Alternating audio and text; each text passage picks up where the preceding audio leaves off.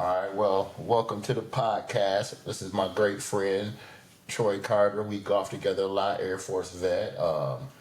He asked me earlier while we thought about getting into the podcast, man. I've been wanting to do this for a couple years, man. Just for an informational piece.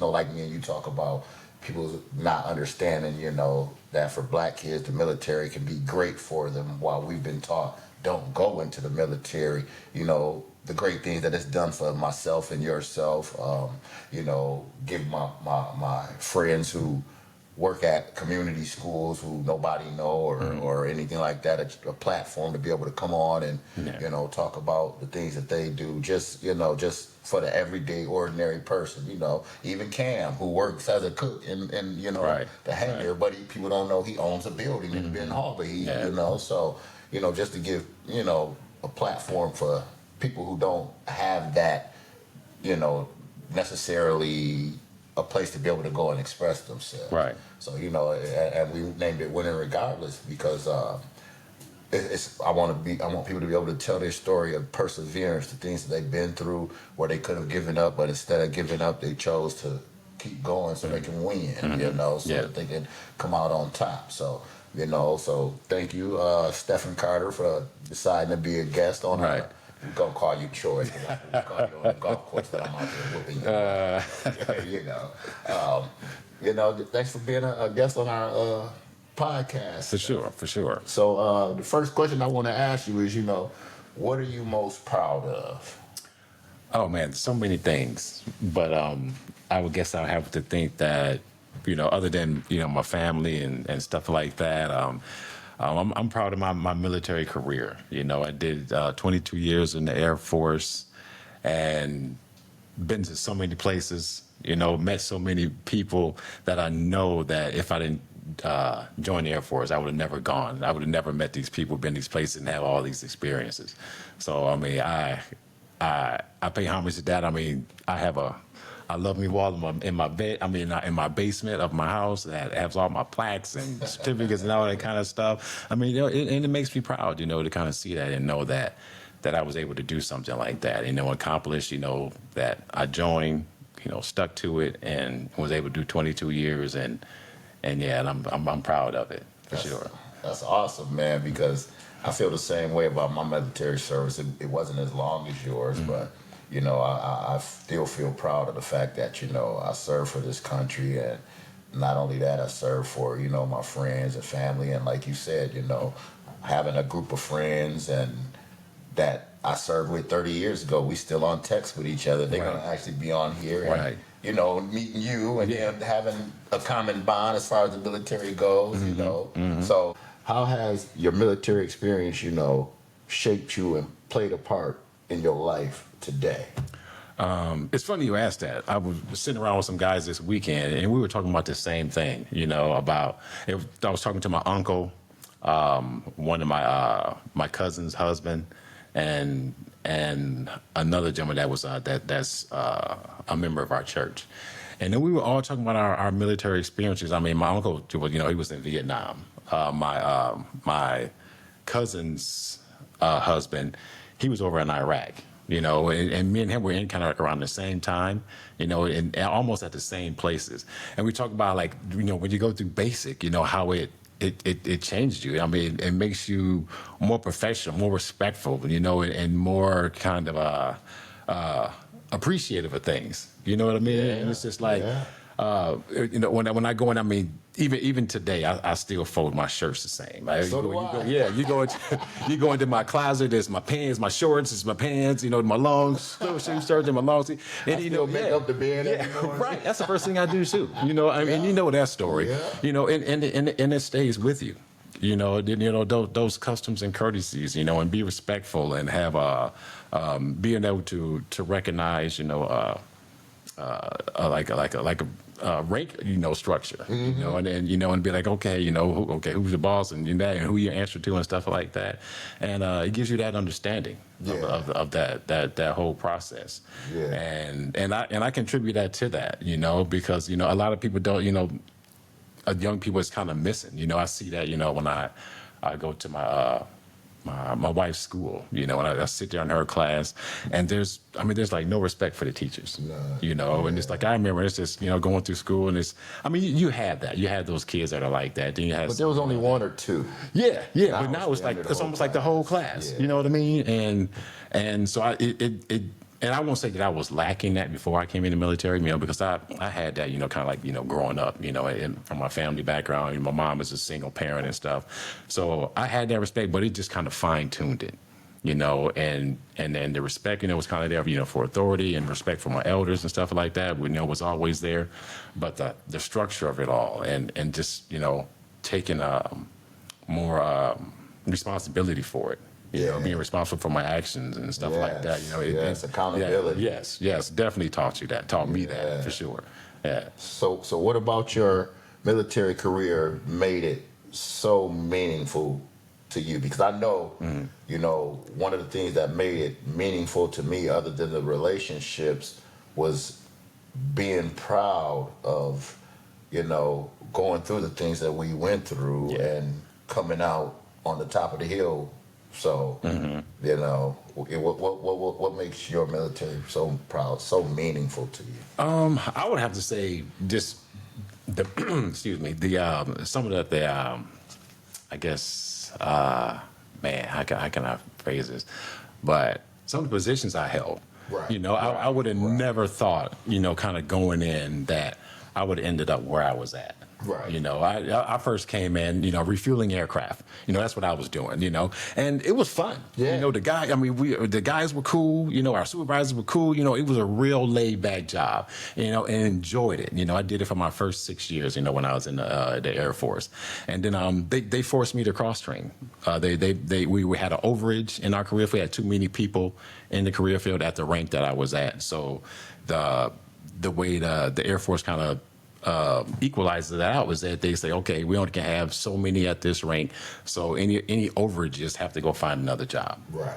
And so I was forced to do that, and this job kind of being air traffic controller kind of fell in my lap. I didn't want to be a cop. That was a choice, and I had the choice of being like working in intelligence. Yeah. And I know I didn't want to do that either. And I went up to the tower and seen them doing that, and I fell in love. It was like love at first sight. I was like, I can do this. So it did that. Long story short, I went from coming in to just being like an apprentice air traffic controller to we talking about in a matter of, I would say, 8 years. Because I cross-trained in 1998, and I was at headquarters Air Force level in 2006. Yeah, so we're talking about in less than 10 years. I was working for headquarters staff. That's a big deal. And I tell people about, other military people, all the air traffic controllers that were in the Air Force about my career, and they was just like, you had the dream career field. The dream career. And when I explained it to them, it was just like, I don't know what it was, and it's just like, I just happened to be at the right place at the right time. It seemed like every time that I was going somewhere. Right. But yeah, and it's just, and that's the part that's like, man, this is kind of, I couldn't believe that it worked out that way. Right. Yeah. And pretty much everything that there is to do, like in air traffic control, I've pretty much done it. Yeah. So, that's what's up. Yeah. So, like, what was some of your struggles as far as, in coming up, and then, not only that, but, air traffic controller, you being colorblind, like we always mess with you on the golf course. Right. You're like, no, the ball right there in front of you. Why can't you use the white ball again? Right. Why you red and yellow?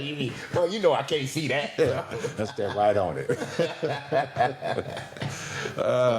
So how has that, affected, struggling with that? 'Cause that is a struggle. Yeah. It was nerve-wracking at first. When I first went into air traffic control, I had to have a physical. And so we went in there, they, hooked me up, heart rate, all that kind of stuff. And then the guy sat me down and we did a vision test, and I, passed that, no problem. And then he stuck these little cards, and in the thing, and he was like, "Tell me what number you see." And I was like, I don't see nothing. And he was just like, okay, what about this one? I was like, I don't see nothing. And then the next one came up, and he have you seen anything now? I was like, yeah, I see a 6. He was like, yeah, that's right. And he came with the next one. And so I think there were maybe like 10 or 15 cards, and I think I got like 3 of them right. And he was just like, you have a color deficiency. And I was just like, oh, it's something that I kind of knew, but really had never really been told before. And he was like, yeah, you have like a red-green deficiency. So you can't see red and green. Well, I can see red and green, but it's hard to distinguish. So now you be missing the red golf ball. All right, but go ahead. Because it really doesn't like so I'll tell you this, like if like a traffic light, right? A green, the green signal, the light looks almost white to me. Okay. Wow. Yeah, it doesn't really. I mean, it kind of washes out. So you have to know like green is the top one, yellow is the middle, red. So yes. Yeah. I mean, but I can tell the difference between the red, yellow, and green. You know what I mean? Right. But it doesn't like stand out to like green. Right. You know what I mean? Because if I seen it, if you put a white light next to it, that would be like, kind of struggled, okay, to distinguish like which one is which. So how did that, play into your... So the guy told me, he was just like, it's, you can't come into the career field and be colorblind. It's a disqualifying, factor. Right. And I'm just like, okay.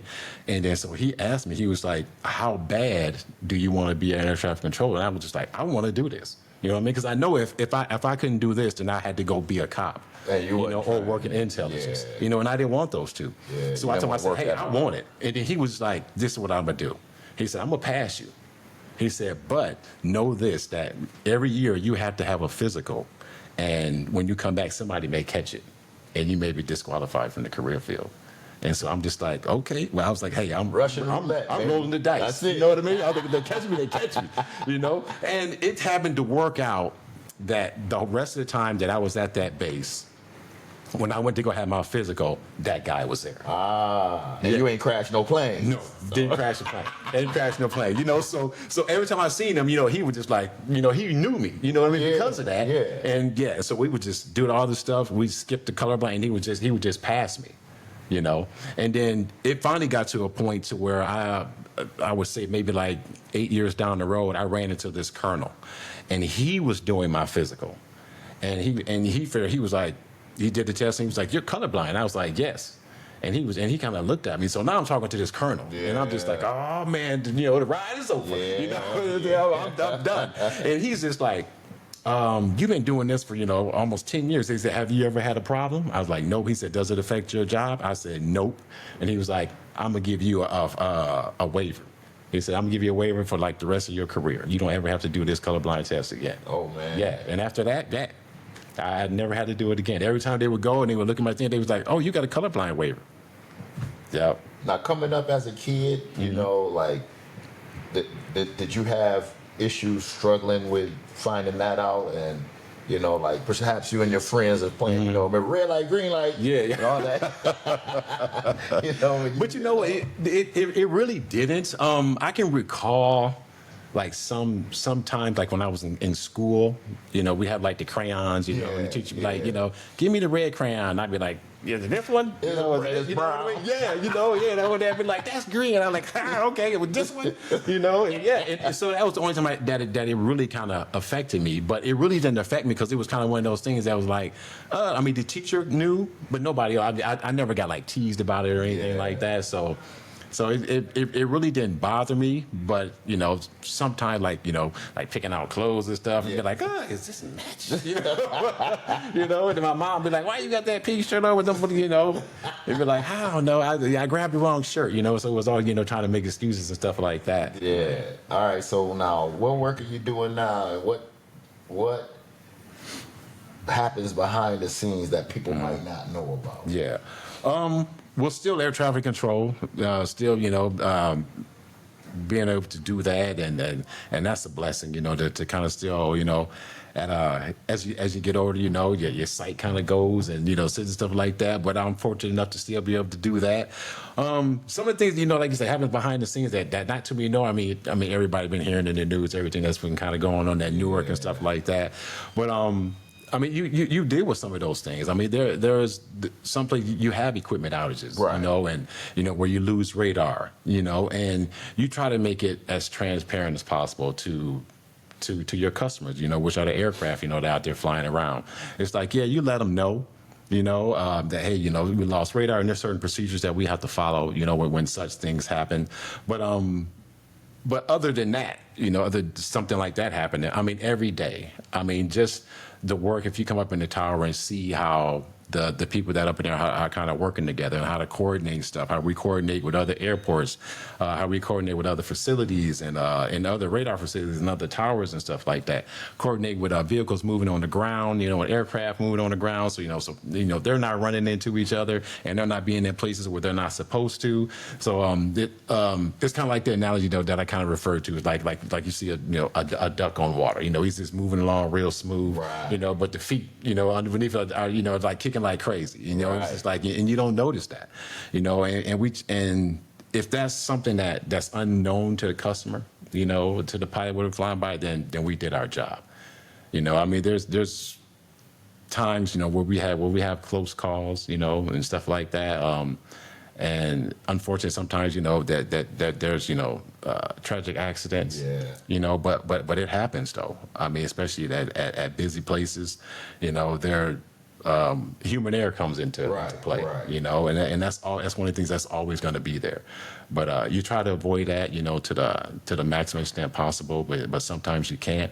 And like I say, when you do, everything works out, and everybody goes home. Hey, that's the plan. Right? Yes, for sure. Now, what types of routines and habits do you do on a consistent basis to keep you sharp at what you do? Because what you do is very, very important to the lives of a lot of people. Right. I mean, before I go to every day, I go there and I call it getting my head right. Right. I mean, but when I'm on my way to work, it's just like, I'm just getting ready. I'm prepping myself. Just be like, okay, hey, when as soon as I step through that door, I have to be ready to go. There's no warm up. I can't go in there stretching. This is like I can't.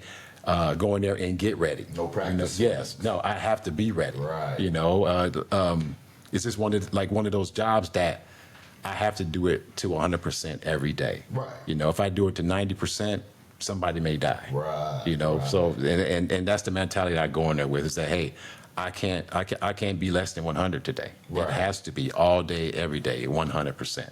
And so when I come in through that door, I get my head right on the elevator, but like, hey, okay, this happened. This is what you're gonna do, and we're gonna make it happen. Sort of talk to yourself on what possibilities of today and reaction. Sure. Yeah. What happened yesterday? Did anything happen yesterday? Week before? Anything I can learn from? Because one of those things is it's kind of routine, but then things are different every day. So. Yeah, so it's that's what I do. As hey, I get my head right before I get up there, and I'm ready, for sure. That's what's up. So what keeps you going? What's your bigger purpose? Mm-hmm. I mean, we all got a bigger purpose. Right.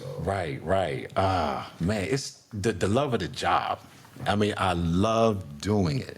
And I can't when I first. Came into the career fair, it was just like it was tough. I'm not gonna lie about that. I mean, the washout rate, I think at that time was like 60%. People that came through weren't gonna make it. And I made it through the initial training, got through the schooling and stuff, and went to my first job, and then so. Even after that, you still go back into training. Right. So I'm there at the base that I was assigned to. So, and the training there averaged 12 to 16 months. So you were like there for a year and a half in training, before you got upgraded and were able to work on your own. Mm-hmm. And so going through doing that and just being able to do that and to feel like, okay, I got this sense of accomplishment, and to be like, okay, that I've never had any blemishes on my career, and for one to keep that going, right, and then being able to pass my knowledge on to other people, because you're training somebody right now. I am. Yeah. I'm training a guy that was in the FAA for approximately a little bit over 20 years. He was a radar. Air traffic controller. He had very minimal air traffic control tower experience.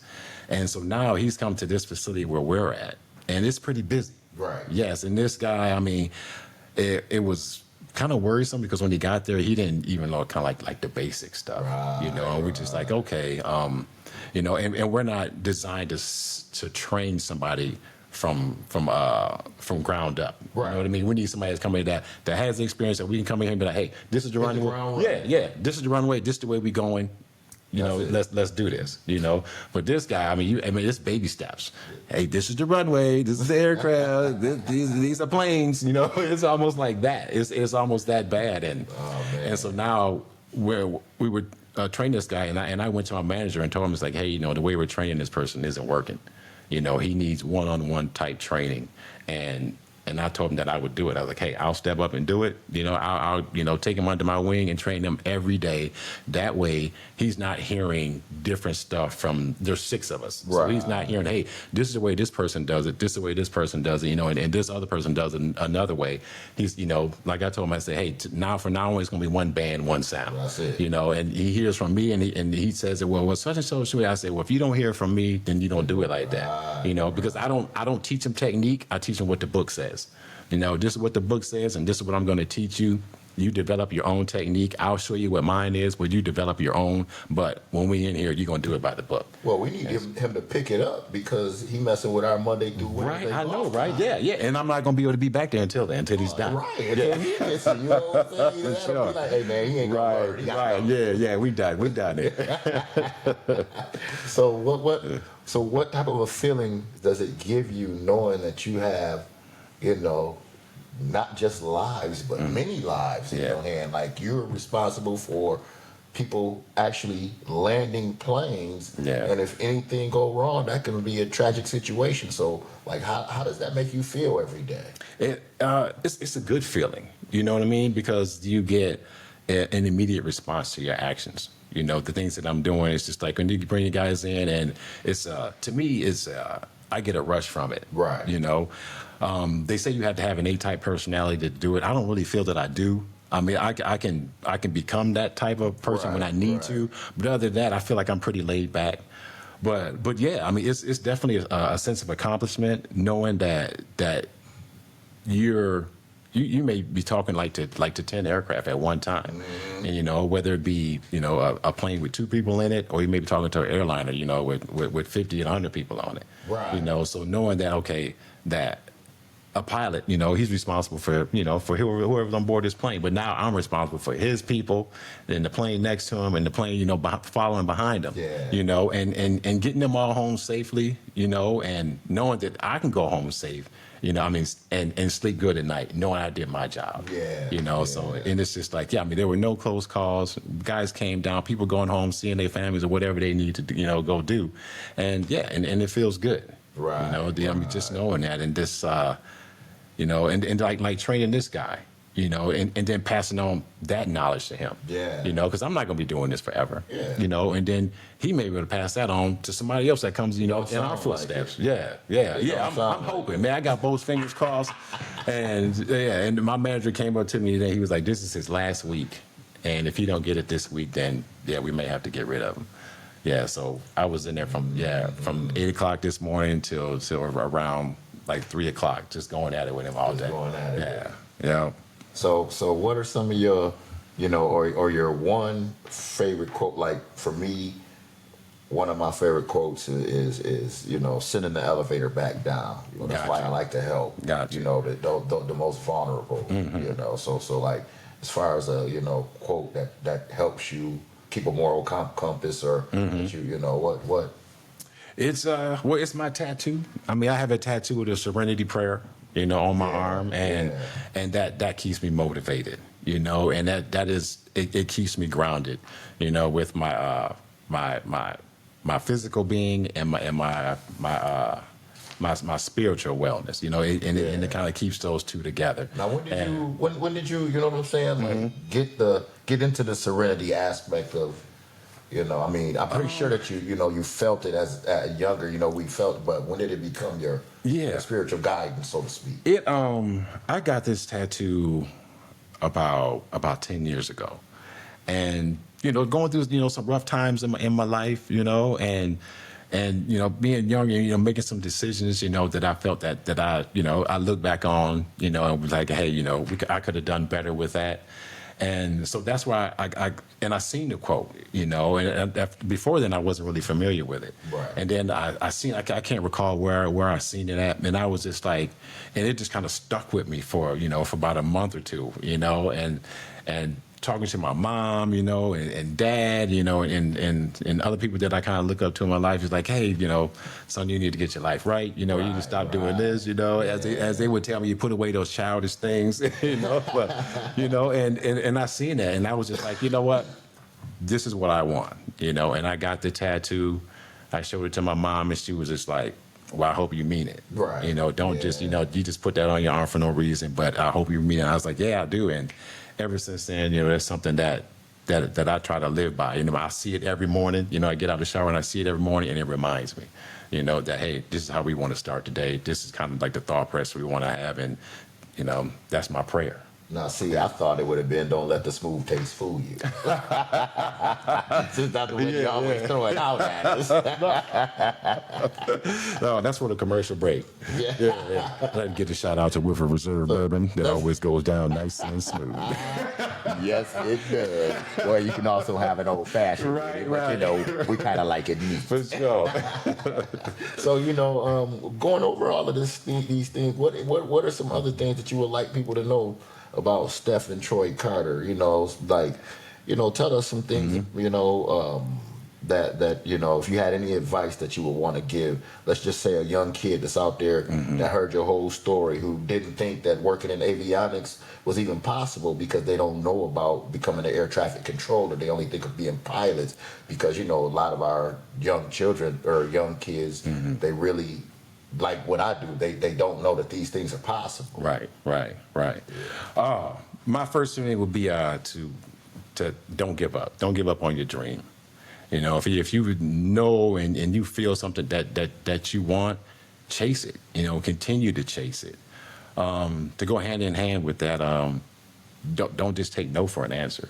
If somebody, if one door closes, try to open another door. Right. And keep trying, putting one foot in front of the other, and doing and continue to do what you need to do to be successful. Like you said, you had that dream, do the things that line up, that go with it. Say I want to be an engineer, and you're taking a class in basket weaving. Right. Do those things that line up and continue to do that. Have faith. I think that goes along with it too, and know that every now and then you're gonna need some luck. Right. You're gonna need some luck, to go along the way. Like it's an old golf adage, it's better to be lucky than good. That's it, man. That is, because you've been lucky quite a bit, man, with us. Definitely, for sure. Yeah. How many people look like you that are in your profession that you've run into? Right. Well, like I said, minority, even like the African American population is very small. There are not too many, other brothers that I were running. And like I said, but when you did, not saying that they're not out there. Right. I would say more often in the military, especially in the military, there's the percentages are definitely a lot higher than it is in the civilian, workforce. Like you say, a lot of the FAA controllers, most of them come from the FAA Academy or retired military personnel. But there are very few minorities that go through the FAA Academy because, for one, they don't know about it. And then if they do get into air traffic control and it's a minority, I would say 9 times out of 10 it's a veteran. That came through the channels of the military, whether it be the Air Force, Army, Marines, or the Navy. They kind of came up through those channels, and like you said, and you meet those people. You form that bond. Not just because you're a military member, but then again, it's just like, okay, we don't see too many of us in here. And especially when you get up into the ranks, then the numbers get even less and less. So it's like, it's like, man, I want to see a supervisor that look like me. I want to see the officer. The CO look like me. Right, And right. and so that's kind of those things that you just kind of dealt with. And just hope for the best. So with being, even being a minority, even in your field, Mm-hmm. was there things you had to overcome as far as, unfair treatment or somebody, maybe getting a position that you should have gotten simply because? Right. Fortunately, I never ran into anything like that. I've heard of things like that happening, but never experienced it for myself. Say I'm lucky, or blessed, however you want to look at it. But I was glad that I never had to experience anything like that in my career. I've definitely heard of stuff like that going on. It's just like, you apply for a position.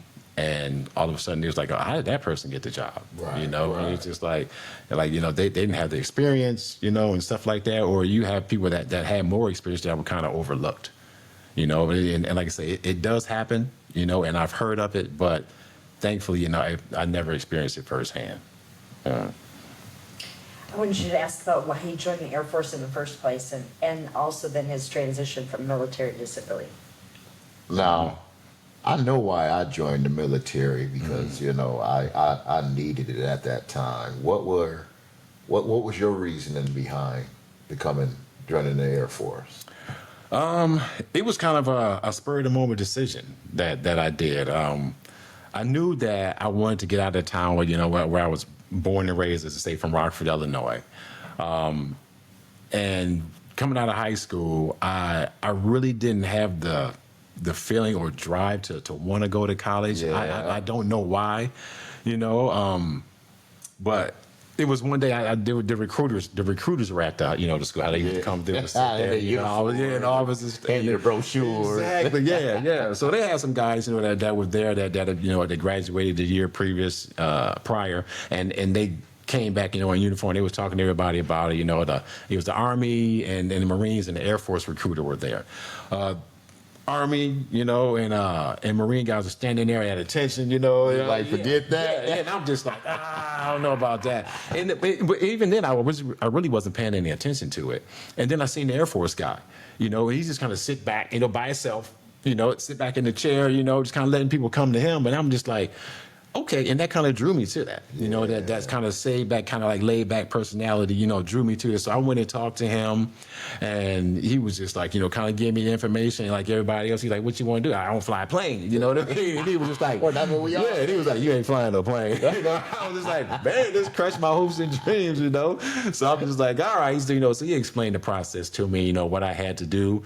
And I was like, okay, he set me up to take, the ASVAB test. I went and took that and passed that. My mom had no idea that I was doing this stuff. Oh, wow. No clue. And then I came back, and talked, after I got to talking to him and got my test results back, and I just came back, and that's when I talked to her and was just like, hey, I want to join the Air Force, and she was like, where did this come from?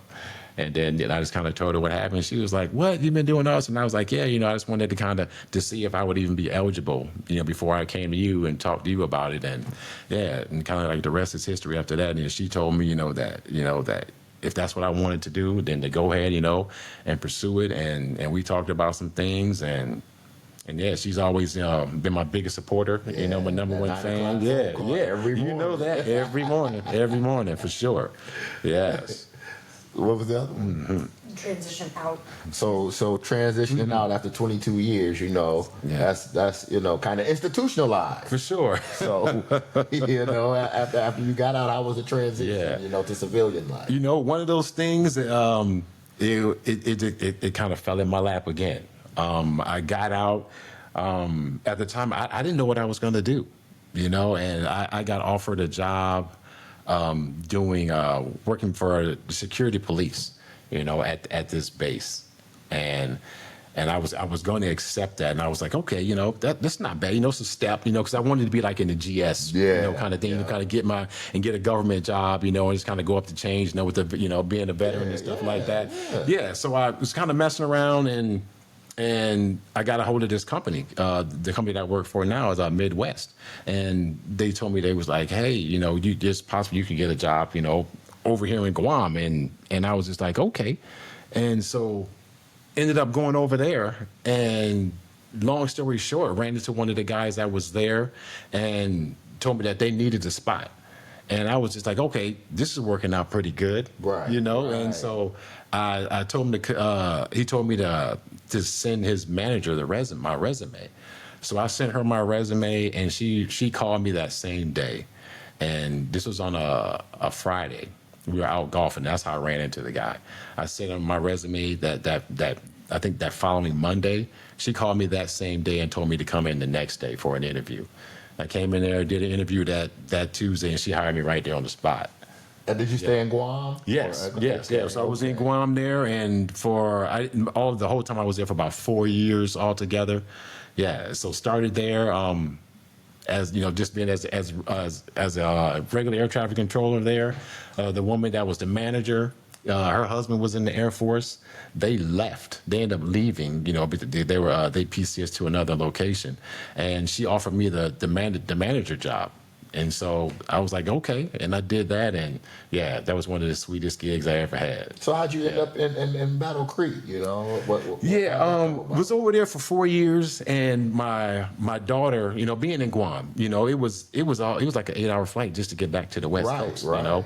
and coming back and forth, visiting, my mom and my daughter was getting older. She was starting to graduate, high school, and was getting ready to move on to college. My young son, he was little. And so at that time, I wasn't seeing any of them on a consistent basis. Mm-hmm. So I was like, I had been gone long enough. And I was just kind of, I don't know if you will, homesick. It was just like, even though I was living the life over there, I mean, I had a great job, I had a good group of friends, and had pretty much everything that I wanted. But it was just like that family part was kind of missing, And so I was just like, I need to get back. I hadn't been back, stateside, if you will, especially in the area like where my mom lived since I left high school. I mean, and joined the Air Force. Yeah, and the 9 o'clock calls were still coming. Still coming, even though they was different, it was, because of the time, the different, Right, you know what I right, mean? they were still there. She was like, hey, how you doing? I'm about to go to bed. I'm like, all right, So yeah, so then I asked them, to if they could find me a job a little bit closer, to Illinois. And they offered me some jobs, and I was like, no, I don't want that. And then he told me that he had a job in Battle Creek, Michigan. And he was like, I can put you there. He said, it's a sweet little gig. He said, they're a little busy. He said, and you might like it, And I was like, where is it again? He was like, in Battle Creek. And I was like, where is Battle Creek? And then he was like, it's outside of Kalamazoo. And I was like, where's Kalamazoo? Yeah. And he was like, man, ain't you from Illinois? I was like, yeah, but I ain't never been to Michigan. Yeah. So he showed me, it was funny. He told me, I broke out a map and looked it up. And I was like, okay, yeah, that's not too far. Right in the middle. Yeah, Detroit, yeah, Chicago. exactly. Yeah, like a little 3-hour drive, Yeah. close enough, but not too close. Right. So yeah, I took it, and and when I first got here, I hated it. Yeah, I came from Guam. I left Guam, I think it was probably like 80-something degrees. I got here, the day I got here, it snowed. Man. Yes. I woke up the next morning to an ice storm. And I had my truck. Welcome back. Yeah, it froze. It iced all of my whole truck. I couldn't even get in my truck. I had to call the manager and tell him, like, hey, I can't come to work because I can't even get in my car. Right. And he was just like, yeah, don't worry about it. And so I got there that week, and I told him, I said, I don't know if I'm gonna be able to make it. I said, I said, it's cold here. I said, at that time, I'm like, I'm ready to go back to Guam. I'm like, forget this, Mom, I'll see you in like 6 months. Right. But I was ready to go back. And he told me, he was just like, hey, he said, I understand how you feel. He said, but just stay here for one summer. He said, I think you're going to love the summers. He said, just try it out. And at the end of the summer, if you don't like it, I will help you find somewhere else to go. And he was like, I promise you that. So I'm like, okay. And then, so that summer came, he was telling me, he was like, you should go here, you should go up north, go to Petoskey, go to Traverse City, go to Charlotte, and I was like, okay. And I did that, fell in love. Yeah. And yeah, here I am 6 years later. Yeah. It's not bad. That's what happened to me. Right. I came here met a young lady, fell in love, and stuck here ever since. Right. Yeah, the women have a way of tying you down, not tying you down, but making you settle down and appreciate a place. Okay, we'll for all call it it has to that. offer. Yeah, that's my politically correct answer. Yeah, I like that. I'll stick with that. Well, so you said you were in a single parent household. How and I met your mom, such a beautiful and wonderful woman. She even you with Rodney and say good morning to me after 9 o'clock phone calls. I even sort of look forward to them sometimes. Yeah. I was growing up in a single parent household.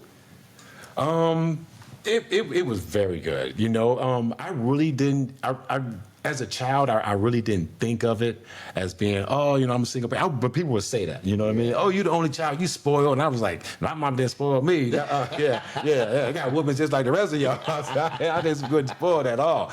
But our family was so close.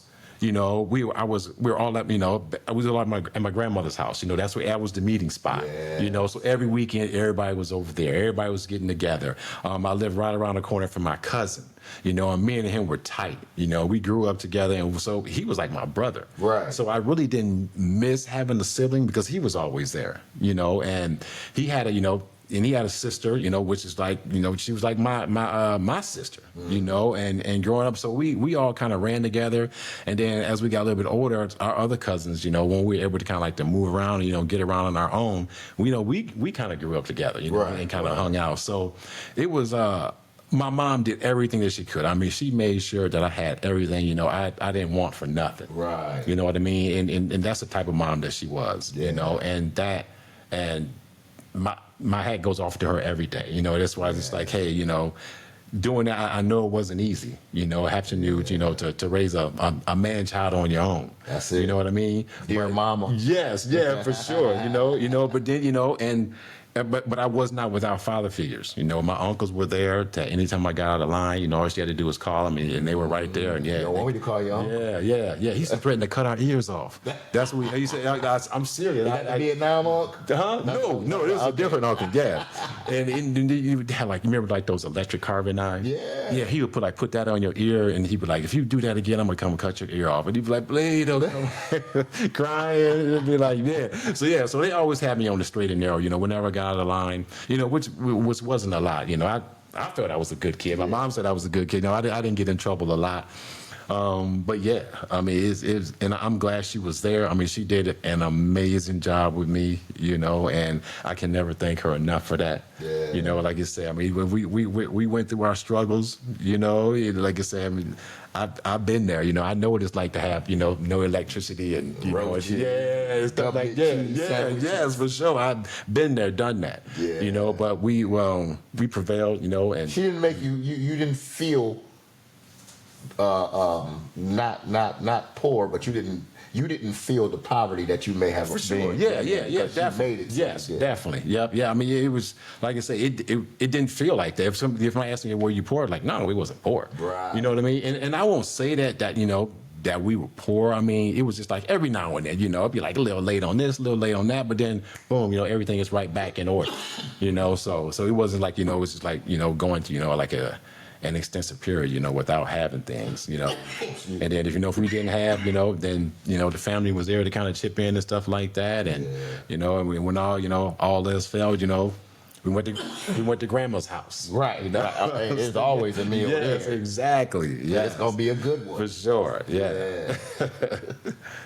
I was just going to have you ask. He said he grew up in Rockford, Illinois, didn't really travel or know where Michigan was. Joined the Air Force, and he's been so many places. So, Yeah. what you being in Rockford, excuse me, and never been to Michigan, which is right next door. Have you been to Indiana? I mean, come on, but anyway, Yeah. What when you joined the Air Force, of course, like for me, traveling to different places, it was an eye opener. Like, what are some of the places that you were able to go to while you were in your military service?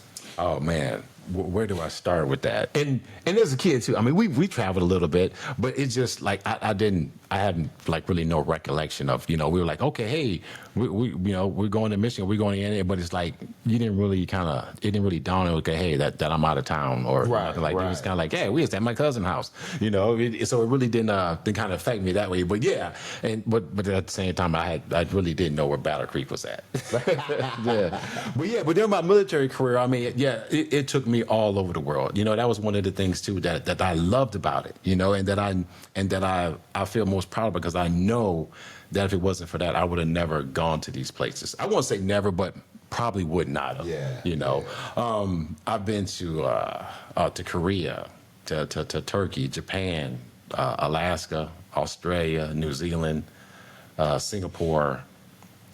Where else have I been? Hawaii, all the islands there. Guam, yes. Oh man, where else? To Pakistan. Yeah, been to Pakistan. Man, I'm trying to think of Germany. Man, I've pretty much been almost everywhere except for the like in France. I've never been to France, Spain. That part of Europe. And that's my goal, is to go ahead and check them places off the bucket list. But yeah, I mean, it took me all around the world. And as a young black man, as a young black kid, those were places that were never even in our imagination. Exactly. I mean, you see them on the military. Yeah, you see them on the map. And that's pretty much it. But being able to go there and experience, you go just like, I've been to the Opera House. Right. You know what I mean? Yeah. It's like you go to New Zealand, it's like, I seen the volcano. Right. And it's just, and it's pretty cool. It's like, I don't see Mount Fuji. I climbed Mount Fuji. For sure. And it's just like, and you see, I don't been to Korea, I don't been up to the DMZ, and just all that kind of stuff, stuff that you just kind of hear about, or read about or see in the movies, that actually be like, okay, hey, I was actually there, been there. So that's one of the perks that, young men who may be thinking of the military as a career, they need to possibly look at, all of the places that the military will take you. For sure. Yeah. I mean, that was one of the reasons that I joined, because I wanted to get out of my hometown. Not that it was a bad place to be. You just knew the world was big. Yes, something new. Get out here and experience the world, and I did that. And my wish came true. Yeah. That's what I tell people when I joined the military at 18 years old. That was the last time I actually lived in Lansing. I've been in Kalamazoo longer than I lived in Lansing, so I tell people I'm from Kalamazoo. Yes. But I've seen a lot of things in between. Right. I mean, that's something that too. It's funny that you say that, because people ask me where I'm from. When I meet them, where are you from? And it's just like, where am I from? Right. Because even like my wife now, she's just like, you've been in places longer than you were in Rockford. Yeah. And I was just like, that's crazy. Yeah. So it's like, okay, am I from Rockford? Right.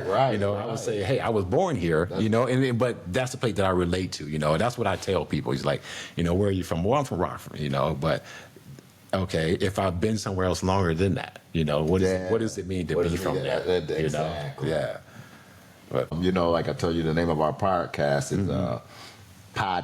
is Winning Regardless. So with you knowing that's what the name of the podcast is, and it's pretty much the definition of what the podcast is about. What does Winning Regardless mean to Stephan Troy Carter? Oh man, winning regardless.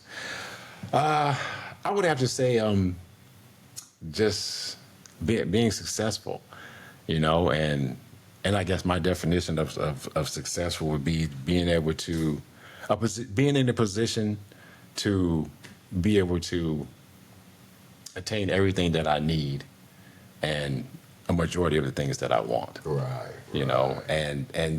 And with that accomplishment, I feel like I'm winning. Right. You know what I mean? Yes. When I can, provide for my family, and my children, and be able to help them out, give them advice, and just be a proper role model, father, a good son, a good husband, and doing all those things, and if I meet those goals, then I'm winning. That's what's up. Yeah. That's what's up. How are you going to attain that? What's it looking like down the road? Yeah. I mean, because Yeah. we still got a lot of life left. Right, Still winning, so. right. Well, I'm keep on working. You know what I mean?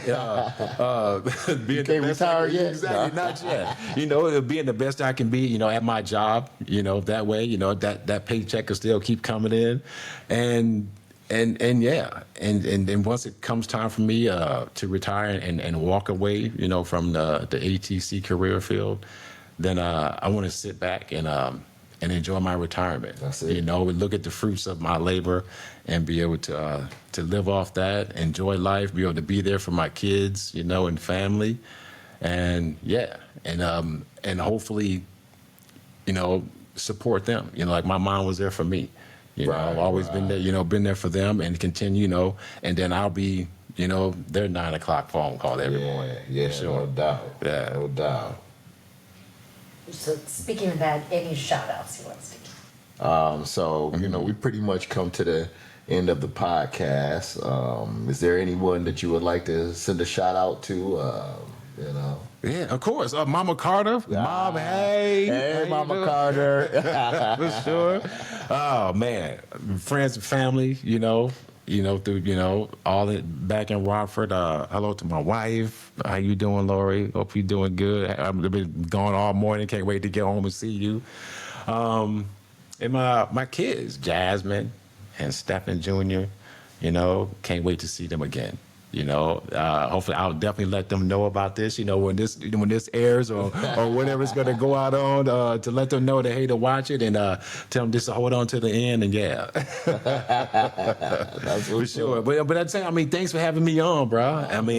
This is my first time ever doing something like this, and it's pretty cool, and what you're doing, I think is amazing. You know what I mean? Giving that platform to people, to come out and whatever case it may be, and to be able to let the voices be heard and tell their story. Yeah. I think this is pretty cool. Well, thank you, man. I really appreciate it, and I appreciate you taking time out your day. For sure, to bro. come see us. Yes, sir. Because you don't play golf with us no more. But that's another story. But again, Another podcast. Yeah, that's gonna be another. When I have all of the fellas in here at the same time, so we can go. But thank you for being a guest on the Coach Rodo Winning Regardless podcast, man. We really appreciate you, and you did a wonderful, terrific job. It was great for the people to get to know you. Yeah. Like I already know you. Right. Things that they don't know that I do know, but For sure. we ain't gonna go there. But I appreciate you coming, man, and you've been a great guest, and I hope the best for you, and as you continue winning in life, and just thank you for taking that time and coming to see us. For sure. It was my pleasure.